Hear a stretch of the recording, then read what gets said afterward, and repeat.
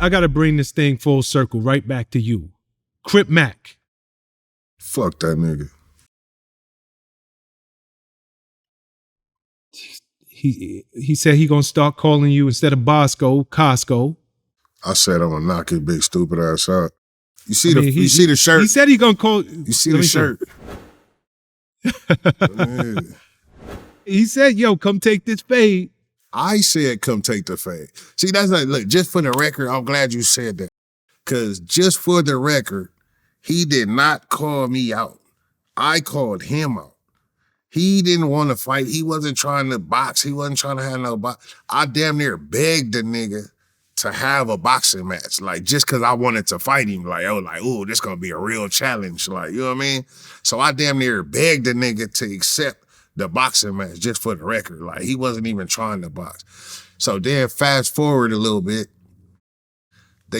we got hit up by the promoter. Well, I got the call from the promoters. They wanted us to, you know what I mean? They wanted to put the fight together, but they wasn't talking about enough bread for me. Like, you know what I mean? So that was the situation. Like, it was just, like, we was talking about doing the fight. I was willing to do the fight. He was willing to do the fight. The promoters that we were dealing with, they just didn't have, they just couldn't give me what I'm asking for, what I want. They couldn't give me nothing close to it. And it just, you know what I mean? They put the fight not off. I'm not gonna say it's off. It's just postponed. It's like, you know what I mean? It's postponed. Got you. Yo, do you and his dude, do y'all know each other? Y'all got history? It wasn't like all right. See, the thing with him, with this dude, he was one of my close partners.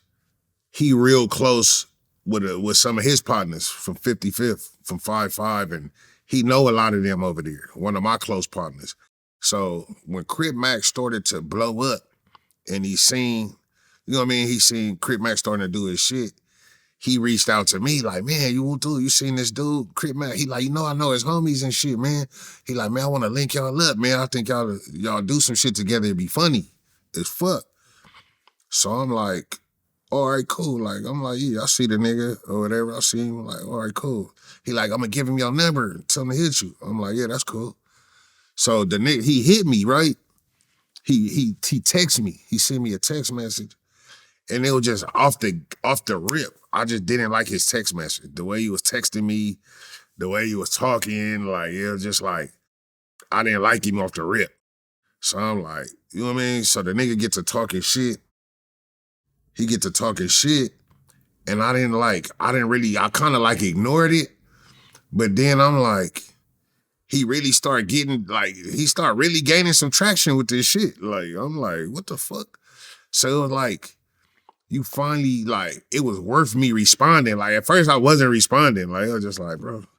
But then, like, it made sense. Like, and he's still talking his shit, though. So I'm like, we started going back and forth or whatever.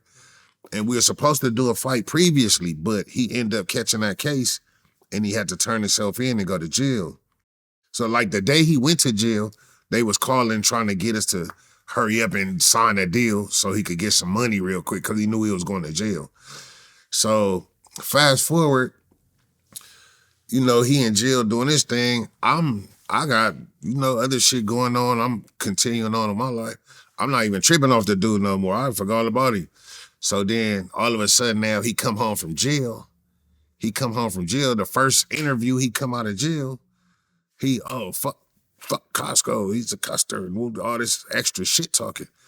So it just basically kicked the dust up back for me. Like, I was already over it and wasn't tripping, but he came home and wanna, you know what I mean? You wanna come home and disrespect me in your first interview, so I wanna punch you on your fucking face. Like, it's basically like that. Like, all right, you wanna talk? I wanna punch you on your fucking face. So I hurry up and start putting the fight together, like, you know what I mean? Let's get this shit done. People know I squabble. So it's like, yeah, let's get this shit done. So it was looking good. We start promoting it. But at the last minute, when they start coming with the contracts, I didn't like how the numbers was looking in the contracts. I wasn't feeling them numbers.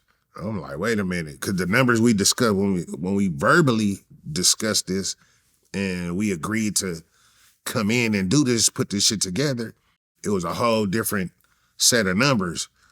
But now, all of a sudden that we start the momentum and we got people talking about this shit. Now when you come with the contract, on the contract, you trying to get me to sign for some whole different numbers. And I wasn't feeling that. So, you know what I mean? We had to get the money right. The money got to get right. So it just put the fight on hold, basically. We still want to fight. I want to fight. He want to fight. But we just need, you know what I mean? The business got to be right. The business ain't right. And that's just it. Got you.